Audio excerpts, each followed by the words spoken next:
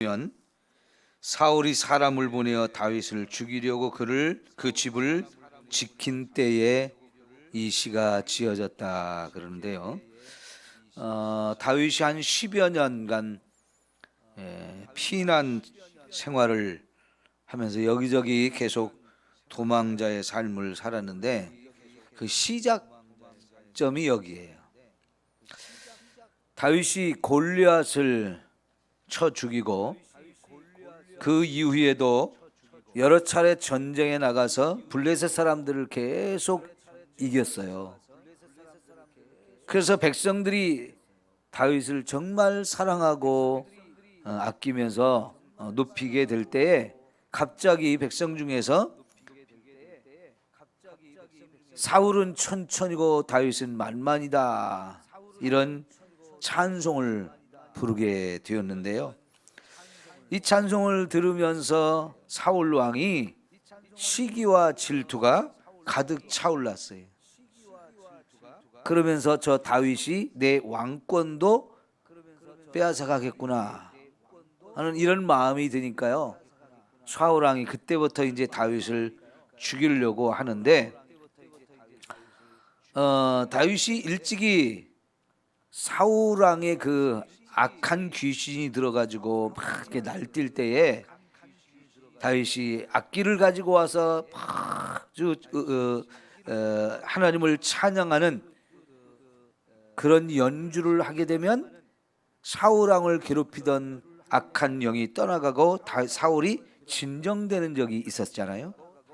근데 계속해서 그래서 그 뒤로도 사울 왕을 위해서 옆에서 악기로 하나님을 찬양하며 그 귀신이 발작하지 못하도록 이렇게 진정시키는 일들이 있었는데, 그런 가운데에서 다윗이 악기를 연주할 때 어느 날 사울이 창을 들어서 다윗에게 던져서 죽이려고 했죠. 근데 그럴 때 다윗이 감사하게도 그 사울 왕에 던지는 창을 피해서 살아날 수가 있었어요.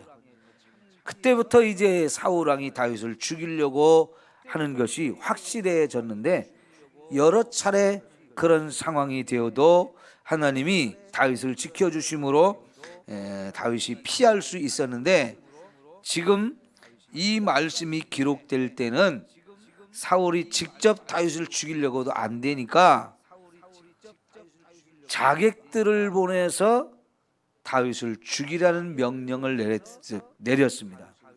그러자 다윗이 이제 한밤중에 잠을 자려고 하는데 이런 자객들이 와서 다윗의 집을 탁 둘러싸고 이제 다윗이 잠들기를 기다렸다가 그때 와서 다윗을 죽이려고 엿보고 있는 상황이었어요.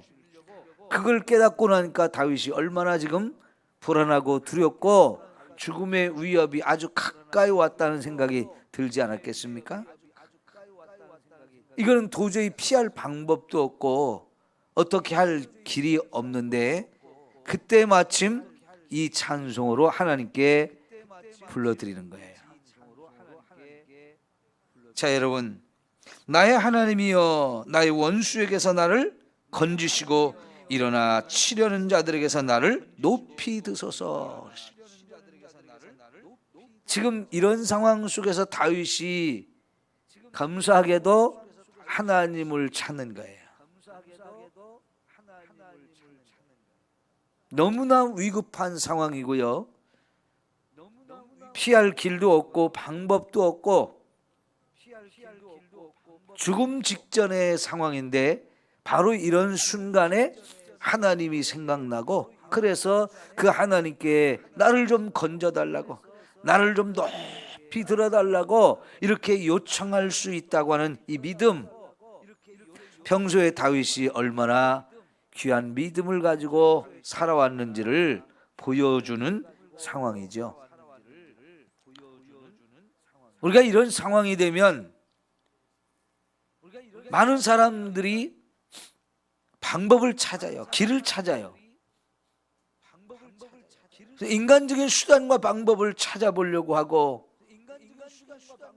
세상적인 방법들을 찾아다니는데, 여러분, 이런 순간에 절대절명의 위급한 순간에 바로 하나님이 생각나고, 그래서 하나님이 나를 살려주셔야 내가 살 수 있다, 이런 믿음을 가지고 하나님께 간절히 기도한다는 거, 이게 평소에 이런 믿음의 훈련이 잘 되어 있지 않으면 쉽지 않습니다. 오늘 저와 여러분이 매일매일 이렇게 새벽을 깨우고 하나님 앞에 와서 기도하며 하루하루를 시작하는 저와 여러분에게도 이와 같은 믿음이 있기를 축원합니다. 당황하고 무섭고 어찌할 바를 모르는 그런 상황이 되어도 바로 하나님을 찾고 하나님만이 나의 구원자다, 이런 믿음을 가지고 기도함으로 이런 상황 속에서 하나님이 구원하시고 살려주시는 이 놀라운 은혜가 저와 여러분에게 있기를 축원합니다. 특별히 여러분 3절 보면 그들이 나의 생명을 해하려고 엎드려 기다리고 강한 자들이 모여 나를 치려하오니 여호와여, 이는 나의 잘못으로 말미암음이 아니요 나의 죄로 말미암음도 아니로소이다. 내가 허물이 없으나 그들이 달려와서 스스로 준비하오니 주여 나를 도우시기 위하여 깨어 살펴주소서. 자, 이 3절 4절에 말하고자 하는 게 뭡니까? 무고하게 이런 고난을 지금 당하고 있다는 거예요. 자기가 죄가 있어가지고 이 죄값을 치러야 돼서 이런 어려움이 왔고 위험한 상황이 됐다면 할 말이 없죠. 그런 때는 하나님께도 기도할 수가 없어요. 그런데 지금 다윗은 아무런 죄가 없습니다. 이렇게 죄가 없는데도 이런 일을 당한다고 했을 때 이게 얼마나 억울하고 답답하고 속상할 일입니까?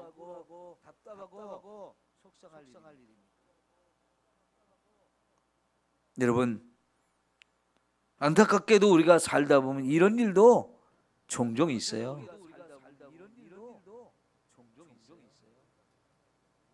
그럴 때도 우리는 하나님께 맡기고 하나님이 살펴주셔서 누가 옳고 누가 그른지를 판단하시고 하나님이 의인을 구원하시고 살려주시는 이 은혜가 있음을 우리는 믿어야 합니다. 억울하다고 그 마음을 내 이런 억울한 상황을 누가 알아주겠냐고 하면서 잘못 생각하게 되면 오히려 이런 상황 속에서 내가 더 죄를 짓게 되고 더 큰 어려움을 처할 수 있어요. 이럴 때 사람을 의지하거나 원통하다고 화가 나서 어찌할 줄 모르고 더 일을 망치지 말고 우리는 이런 때도 정말 조용히 하나님을 찾고 하나님께 모든 걸 맡기는 이게 진짜 믿음입니다. 자, 그러면 여러분, 이런 상황 속에서 다윗이 어찌 됐습니까? 다윗은 마침 그때에 사울 왕의 딸 미갈하고 결혼을 해서 함께 살고 있을 때였어요. 그 사울 왕은 누구를 죽이려고 한 거예요? 자기 사위를 죽이려고 했던 거죠. 그러니까 얼마만큼 사울 왕이 미쳐 날뛰는지를 우리가 볼 수 있는 거고요. 여러분, 자객을 보낼 때는 시원찮은 사람들 보내겠습니까? 아니면 이런 쪽에 아주 탁월한 사람을 보내겠습니까? 시원찮은 사람 보내지 않을 거예요. 그러니까 지금 다윗은 도저히 피할 방법이 없는 거예요. 쫙 자기 집을 둘러싸고 엿보고 있으니까요. 자, 그럴 때 하나님께 기도했고요. 하나님이 어떻게 여기서 다윗을 구원하셨느냐면 그 사울 왕의 딸인 미갈, 다윗의 아내가요, 이때 지혜로움을 발휘했어요. 다윗과 이 미갈이 지금 위급한 상황에 처해 있는 것을 깨닫게 하시고 그 상황에서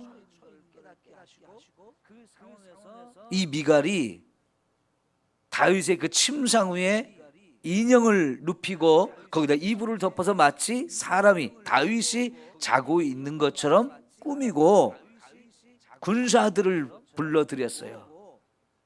지금 다윗이 자고 있으니까 빨리 와서 잡아가라고.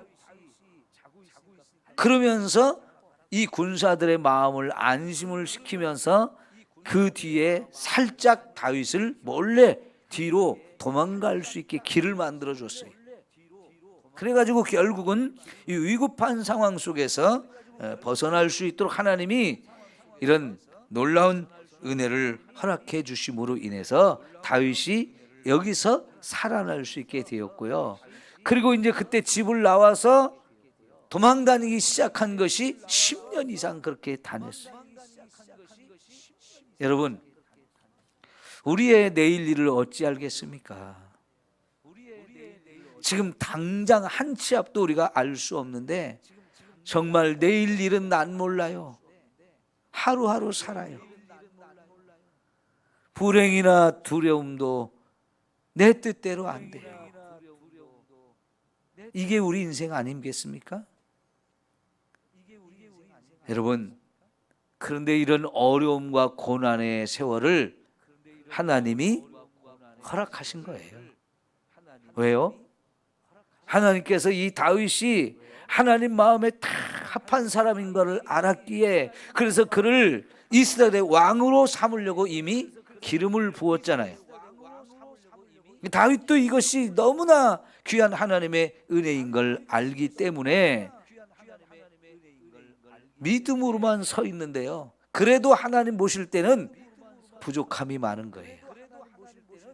여전히 부족함이 많으니까 하나님께서 이제 다윗을 훈련하고 연단시키기 위해서 이런 고난 속으로 집어넣으셨는데, 그 연단의 기간이 생각해 보면 너무 긴 거죠. 여러분, 삶이 재미있을 때는 시간이 너무 빨리 가는 것 같아요. 그죠? 그런데 고난의 시간에는 왜 이렇게 시간이 안 가는 거예요? 이 고난의 세월을 10년 이상을 보냈다는 것은요, 다윗에게는 너무너무 긴 시간이었을 거예요. 그죠? 그런데 하나님이 그런 고난 속으로 다윗을 집어넣어서 그 고난 속에서 다윗을 연단하고 훈련해서 하나님이 세우고자 하는 이 하나님 나라의 위대한 왕으로 세우는 역사가 있었던 거죠. 오늘 이런 시를 짓고 그 위급한 상황에서 정말 하나님 의지에서 오직 하나님만 바라보는 이런 믿음의 사람인데도 불구하고요, 여전히 부족하다는 거예요. 왜요? 한 나라를 다스리는데 그 나라가 그냥 세상 보통 나라가 아니고요, 하나님 나라를, 하나님을 대신해서 다스릴 사람이기 때문에 그만큼 더 높은 수준을 요구하는 거예요.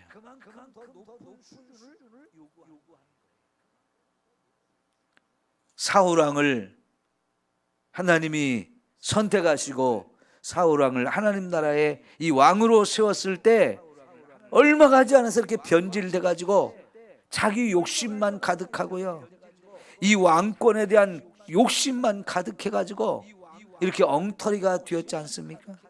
그래서 결국은 하나님이 사울왕을 이제 안 되겠다 하시고 더 훌륭한 왕을 하나님이 선택했는데, 하나님이 선택할 때 이미 하나님 마음에 합한 사람이었어요. 비록 나이는 어렸지만은 그 어린 나이에도 믿음이 바로 서 있는 그런 사람이었단 말이죠. 그러나 여러분, 하나님 보실 때 아직도 부족함이 너무 많았기 때문에 이제부터 다윗을 연단시키려고 고난 속으로 보내셨어요. 여러분, 저와 여러분이 신앙생활을 오랫동안 해왔고 나 이제 이 정도면 됐어 할 수도 있거든요. 여러분, 그렇지 않아요. 저와 여러분에게는 아직도 부족한 것이 많고 연약한 것이 많은 존재입니다.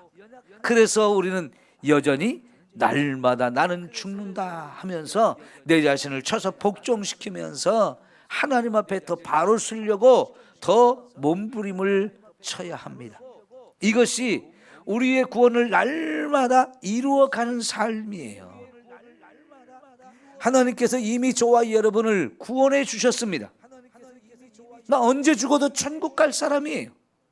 하나님이 보장해 주셨고 하나님이 그런 엄청난 은혜를 베풀어 주셨지만, 그러나 여전히 저와 여러분은 영적으로 어린아이와 같아요. 부족하고 연약한 것이 아직도 너무나 많기 때문에 계속해서 믿음이 자라야 되고, 계속해서 예수님을 닮아가면서 성화되고 거룩해지는 이 훈련이 더 많이 필요한 사람들이에요. 여러분, 주님의 나라가 가까이 올수록 내 자신의 부족함, 내 자신의 연약함이 더 많이 보여야 되고요. 그래서 아이고 하나님, 나는 여전히 이렇게 부족합니다 하면서 더 자신을 납작 엎드리면서 하나님의 은혜가 필요합니다, 하나님 나를 불쌍히 여겨주세요 하면서 하나님의 은혜를 더 많이 구하면서 믿음으로 살려고 더 힘써야 되지요. 선줄로 생각하는 자는 넘어질까 조심하라고 말씀을 하셨어요. 그런 훈련을 위해서 하나님이 이런 고난의 과정을 겪게 하시는데, 우리가 지금까지 이 다윗이 고난 속에서 어떤 고난을 경험하고 그때마다 어떻게 대처해 나갔는지를 우리가 가르쳐주는 시들을 계속 보아왔거든요. 여러분, 고난이 깊어질수록 다윗의 믿음은 더 큰 믿음이 되었고 더 단단한 믿음이 되었어요.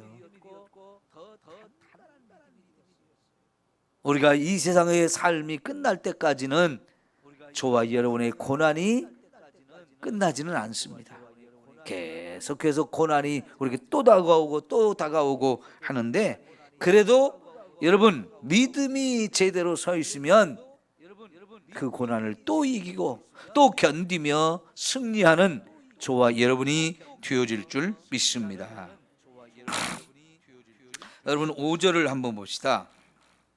주님은 만군의 하나님 여호와 이스라엘의 하나님이시오니 그랬는데요. 특별히 이 시에는 다윗이 하나님을 어떻게 생각하고 있는지, 하나님에 대해서 다윗의 신앙 고백이 다양하게 나와요. 특별히 이제 여기서는 만군의 하나님 여호와 이스라엘의 하나님이라고 하나님에 대한 호칭을 여기 다 끌어내고 있어요. 주님, 여호와, 하나님, 이 세 호칭이 하나님의 이름의 가장 기본이 되는 세 개의 이름이잖아요. 특별히 여기 만군의 하나님 여호와 이렇게 표현했는데요. 이 만군의 하나님이라는 이 뜻이 뭐냐면, 우선 여러분 하나님 주변에는 천군 천사들이 쫙 둘러싸고 있죠. 그 모든 천군 천사를 다스리고 이끄시는 하나님, 그 천군 천사와 함께 전쟁에 나서면 결코 하나님을 이길 자가 없는 최고의 전쟁의 승리자 되시는 하나님. 여기 만군이란 말에 또 더 확대시키면 하나님이 지으신 모든 피조물을 가리키는 단어이기도 해요. 하늘과 땅의 모든 이 피조물들에 다스리시고 이끄시는 하나님이신 것을 고백하고 있어요. 특별히 이제 성경에서 이 만군의 하나님 여호와 이런 호칭이 나올 때는 특별히 전쟁에 임할 때, 전쟁에 나갈 때 이런 호칭을 많이 썼어요.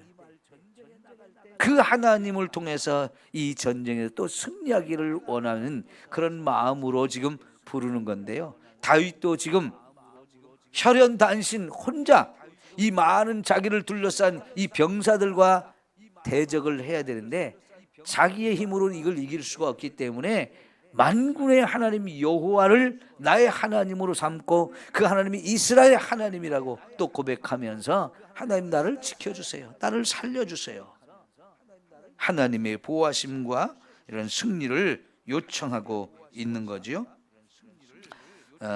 그러면서 여기 5절에 모든 나라들을 벌하소서 그랬는데, 사실 지금 자기를 죽이려고 와가지고 포위하고 이렇게 엿보고 있는 사람들은 같은 자기 민족, 자기 백성이에요.